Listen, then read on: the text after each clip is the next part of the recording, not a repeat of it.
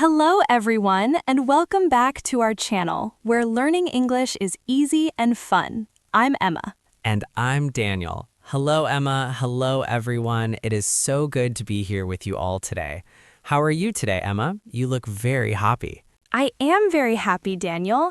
I have my favorite coffee, the sun is shining, and I am excited for our topic today. Oh, a big topic. What are we talking about? Today, we are going to learn how to answer a very common and important question. Tell me about yourself. Oh, people ask this all the time, in a new class, at a new job, or when you meet a new friend. But it can be hard to know what to say. Exactly. But don't worry, we will make it simple and fun. But before we start, if you enjoy learning with us, please remember to subscribe to our channel and give this video a thumbs up. It really helps us a lot. Yes, please click that little like button. Okay, Emma, I am ready. How do I start? Let's start with the easy things. First is your name. You can say, "My name is Daniel," or "I'm Daniel." Simple. My name is Daniel. And then I should say where I'm from, right? Yes. Use the phrase, "I am from," and then your country. For example, "I am from Canada," or "I am from the United States." You can also say if you live in a big city or a small town. I live in a small town. It is quiet and I like it. Emma, what is next? Age? Yes, you can say, "I am," number, years old. I am 25 years old. And I am 28. Now, what about work? This is a big one. It is. You can say, "I am a," and then your job. I am a teacher, or I am a student. If you are a student, you can say what you study.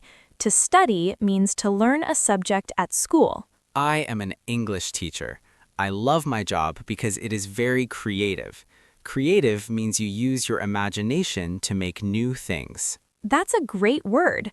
Now let's talk about likes and dislikes.